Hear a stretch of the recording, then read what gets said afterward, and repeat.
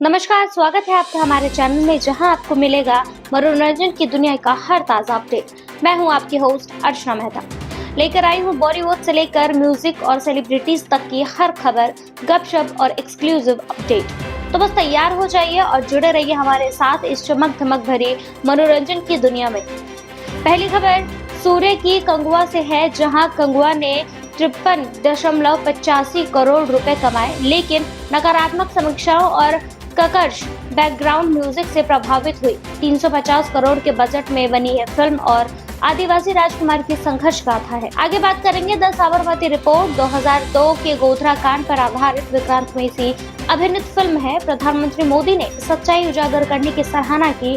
अब तक 6.35 करोड़ रुपए कमाए। आगे बात करेंगे पुष्पा 2 द रूल की। उसका ट्रेलर पटना में लॉन्च हुआ। 10,000 प्रशंसकों की भीड़ में हल्का लाठीचार्ज हुआ। 300 करोड़ की यह फिल्म 5 दिसंबर को रिलीज होगी। आगे बात करेंगे नयनतारा की Netflix documentary beyond the fairy tale. Dhanush के 10 करोड़ कॉपीराइट दावे के विवाद में फांसी। नयनतारा ने खुले पत्र में धनुष की आपत्ति और अनुचित बताया। दिलजीत दोसांझ ने तेलंगाना सरकार के नोटिस पर कहा कि वो शराबबंदी का समर्थन करते हैं और शराब पर गाने गाना बंद करने का वादा किया है। आगामी दिल्लू मनाटी टूर की घोषणा भी की है। फिर बात करेंगे ऋषभ शेट्टी की कांतारा चैप्टर 1 2 अक्टूबर 2025 को रिलीज होगी। राष्ट्रीय पुरस्कार विजेता फिल्म कांतारा की सीक्वल में ऋषभ ने गहन मेहनत और अपने प्रशंसकों को समर्पण दिखाया। पहली खबर है सूर्य की फैंटेसी एक्शन फिल्म कंगुआ ने पहले दिन 24 करोड़ रुपए की कमाई के साथ शानदार शुरुआत की, लेकिन नकारात्मक वर्ड ऑफ माउथ के कारण इसके बॉक्स ऑफिस कलेक्शन में गिरावट आई है। फिल्म ने पहले शुक्रवार को 9.5 करोड़ रुपए कमाए, शनिवार को 8.85 करोड़ रुपए कमाए और शनिवार को 10.50 करोड़ रुपए का कलेक्शन किया।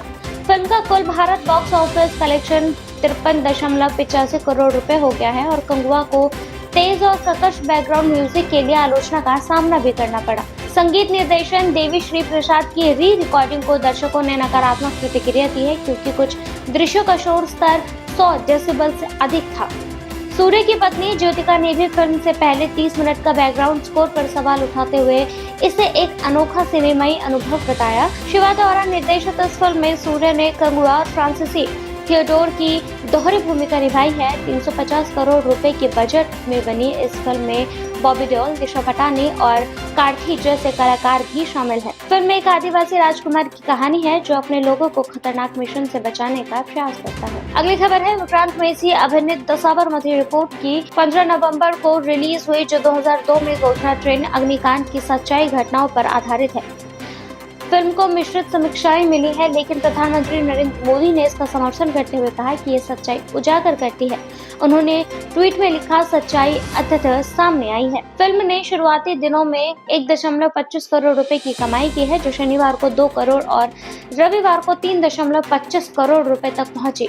अब तक का इसका कुल कलेक्शन 6.35 करोड़ रुपए है। विक्रांत मैसी के अलावा फिल्म में राशि खन्ना और रिद्धि डोगरा ने भी अभिनय किया है। विक्रांत की पिछली film Barbie fail box office पर सफल रही और उनकी परफॉर्मेंस को सराहा गया।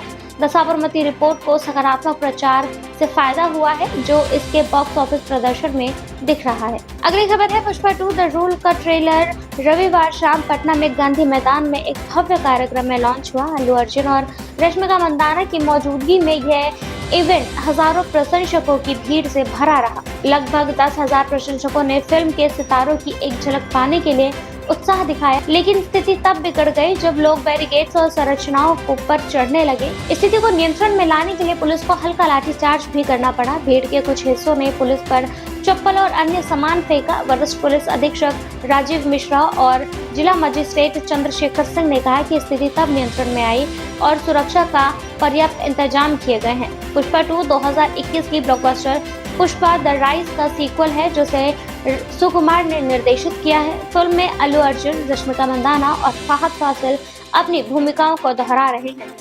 300 करोड़ के बजट पर बनी यह फिल्म हाल की सबसे बड़ी भारतीय फिल्मों में से एक है। ट्रेलर ने कुछ ही घंटों में 10 मिलियन व्यूज हासिल किए हैं। फिल्म 5 दिसंबर को सिनेमाघरों में रिलीज होगी। अगली खबर है अभिनेत्री नयनतारा ने अपने 40वें जन्मदिन पर Netflix documentary Nayanthara beyond the fairy tale की रिलीज का जश्न मनाया। उनके पति विग्रेश शिवन ने उन्हें इंस्टाग्राम पर भावुक संदेश के साथ शुभकामनाएं दी। हालांकि डॉक्यूमेंट्री धनुष द्वारा किए गए 10 करोड़ के कॉपीराइट दावे के कारण विवादों में घिर गई। धनुष ने नयनतारा की फिल्म नामुन राउडी धान की 3 सेकंड की क्लिप और उपयोग पर आपत्ति जताई, जो डॉक्यूमेंट्री का ट्रेलर में भी दिखाया गया है। इसके जवाब में नयनतारा ने इंस्टाग्राम पर एक खुला पत्र साझा किया है। उन्होंने बताया कि धनुष ने अनुमति प्राप्त करने के बाद 2 साल तक प्रयास किया गया, लेकिन असफलता के बाद डॉक्यूमेंट्री को फिर से संपादित करना पड़ा। नयनतारा ने धनुष को कानूनी नोटिस को चौंकाने वाला और निराशाजनक बताया। उन्होंने दावा किया कि संबंधित वीडियो क्लिप BTS फुटेज थे, जो सोशल मीडिया पर पहले से मौजूद थे, और ऐसे छोटे मोटे हिस्सों के लिए 10 करोड़ का दावा अनुचित है। उन्होंने धनुष के सार्वजनिक और निजी व्यक्तिगत के अंतर की ओर इशारा किया। यह विवाद नयनतारा की डॉक्यूमेंट्री के रिलीज के दिन एक नया मोड़ ले आया है, जो उनके जीवन की कहानी का करीब से दिखाने का वादा करती है। अगली खबर, पंजाबी गायक दिलजीत दोसांझ ने तेलंगाना सरकार द्वारा दिए गए कानूनी नोटिस की आलोचना की, जिनमें उन्होंने अपने कॉन्सर्ट में शराब, ड्रग्स और हिंसा को बढ़ावा देने वाले गाने न गाने का निर्देश दिया गया था। दिलजीत ने इंस्टाग्राम पर एक वीडियो पोस्ट कर बताया कि उनके लिए अपने गानों में बदलाव करना आसान है और वो शराब नहीं पीते, न ही इसका प्रचार करते हैं। एक खुशखबरी है, आज मुझे कोई नोटिस नहीं आया। इससे बड़ी खुशखबरी एक और है, बात यहाँ पे रुकती नहीं है। इससे बड़ी खुशखबरी और है, आज भी मैं कोई गाना शराब पे नहीं गाऊंगा। नहीं, अच्छा पूछो क्यों नहीं गाऊंगा? क्योंकि गुजरात ड्राई स्टेट है। अच्छा, मैंने डिवोशनल गाने जो हैं वो दर्जनों से ज्यादा गाए हैं। पिछले 10 दिन में मैंने 2 गाने डिवोशनल निकाले हैं, एक शिव बाबा पे और एक गुरु नानक बाबा जी पे। लेकिन उसकी बात कोई नहीं कर रहा। हर बंदा टीवी पे बैठ के पटियाला पैक की बात कर रहा है। हाँ? एक एंकर साहब बोल रहे थे, एक एंकर साहब टीवी पे बोल रहे थे कि अगर कोई अभिनेता आपको अलग से बोले तो आप उसको बदनाम कर दोगे, सिंगर को आप मशहूर कर रहे हो शराब का गाना गाने के लिए। भाई, मैं अलग से किसी को फोन करके नहीं बोल रहा कि आपने पटियाला पैक लगाया कि नहीं लगाया, राइट? अभी गाना गा रहा हूं, और बॉलीवुड में दर्जनों हजारों गाने हैं जो शराब पे हैं। मेरा एक गाना है, 2 गाने हो गए ज्यादा से ज्यादा, 2-4 गाने, मैं वो भी नहीं गाऊंगा। आज भी मैं वो गाने नहीं गाऊंगा, कोई टेंशन नहीं। It's very easy for me to tweak the songs, bro, क्योंकि मैं खुद शराब नहीं पीता। It's very easy for me। लेकिन बॉलीवुड के जो कलाकार हैं वो शराब की एडवर्टाइजमेंट करते हैं, दिलजीत दोसांझ एडवर्टाइजमेंट नहीं करता। अब मेरे को छेड़ो मत, मैं जहां जाता हूं चुप करके अपना प्रोग्राम करता हूं, चला जाता हूं। आप क्यों छेड़ रहे हो मुझे? चलो अच्छा, ऐसा करते हैं, एक मूवमेंट शुरू करते हैं। जब इतने लोग इकट्ठे हो जाए तो मूवमेंट शुरू हो सकती है। एक मूवमेंट शुरू करते हैं। ये अच्छी बात हुई, इन्होंने ये बात उठाई है। जिस अगर ये हमारे पूरी स्टेट जो है, जितनी भी स्टेट्स हैं हमारे यहाँ, अगर वो सारी अपने आप को ड्राई स्टेट घोषित कर देती हैं, अगले ही दिन दिलजीत दोसांझ अपनी लाइफ में कभी शराब पे गाना नहीं गाएगा। मैं प्रण करता हूं, हो सकता है ये। उन्होंने कहा कि अगर भारत के सभी राज्य शराबबंदी लागू कर दे तो वे शराब पर गाना गाना बंद कर देंगे। दिलजीत ने गुजरात की शराबबंदी नीति का समर्थन करते हुए कहा कि अगर किसी राज्य में ड्राई डे घोषित किया जाता है तो वो शराब पर गाना गाना बंद कर देंगे और गाने को ट्वीक कर देंगे।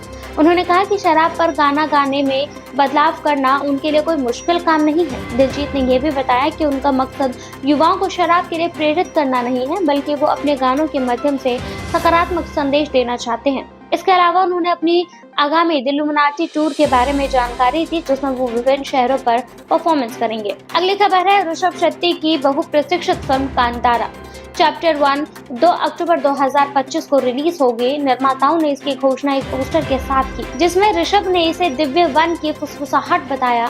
ऋषभ ने फिल्म में पूरी मेहनत झोंक दी है, जिसका सबूत उनके कलारी पट्टू प्रशिक्षण सत्रों के झलक दिखी है। उन्होंने कांतारा में अपनी शानदार प्रदर्शन के लिए सर्वश्रेष्ठ अभिनेता का राष्ट्रीय पुरस्कार जीता और फिल्म को कर्नाटक के लोगों को समर्पित किया। 2022 की हिट कांतारा काल्पनिक दक्षिण कन्नड़ गांव में आधारित थी, जिनमें ऋषभ ने कंबाला चैंपियन का किरदार निभाया, जिसका सामना एक ईमानदार व वन अधिकारी से होता है। ये फिल्म सर्वश्रेष्ठ लोकप्रिय फिल्म प्रदान करने वाला संपूर्ण मनोरंजन का राष्ट्रीय पुरस्कार भी जीत चुकी है। ऋषभ ने कहा कि उनकी सफलता पूरी टीम की मेहनत का नतीजा है और प्रशंसकों के प्रति आभार व्यक्त किया है।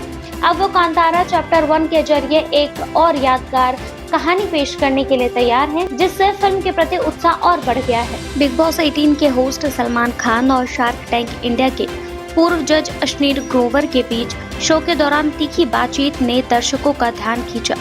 अश्नीर ने कहा कि वो और सलमान पहले एक मीटिंग में मिल चुके हैं। सलमान ने तुरंत इस दावे को खारिज करते हुए कहा कि मीटिंग उनकी टीम के साथ हुई थी, न कि व्यक्तिगत तौर पर। बातचीत के दौरान अश्नीर ने सलमान को ब्रांड एम्बेसडर बनाने के अपने फैसले को सराहा। इसके जवाब में सलमान खान ने कहा कि जिन भी ब्रांड्स ने उन्हें साइन किया, उन्हें कभी नुकसान नहीं हुआ। अश्नीर ने अपनी कही गई बातों पर सफाई देने की कोशिश की, लेकिन सलमान ने उन्हें यह समझाने की कोशिश की कि किसी के बारे में गलत धारणा फैलाना सही नहीं है। सलमान ने अश्नीर को चेतावनी दी कि सार्वजनिक तौर पर दिए गए बयान उनकी छवि को नुकसान पहुंचा सकते हैं। उन्होंने कहा, आपको ये समझना चाहिए कि आप खुद को दूसरों के सामने कैसे पेश करते हैं। यह एपिसोड सोशल मीडिया पर वायरल हो गया और दर्शकों ने इस पर अपनी राय दी। कुछ ने कहा कि सलमान को यह बातचीत निजी तौर पर करनी चाहिए थी।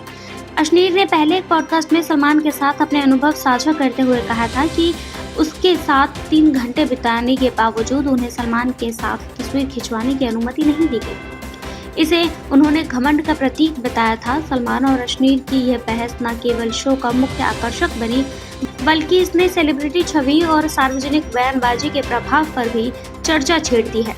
तो दोस्तों, आज के शो में बस इतना ही। उम्मीद है आपको हमारा मनोरंजन भरा ये सफर पसंद आया होगा। अगली बार फिर मिलेंगे और लाएंगे आपके लिए और भी दिलचस्प खबरें और कहानियां। तब तक के लिए मैं अर्चना मेहता आपसे विदा लेती हूँ।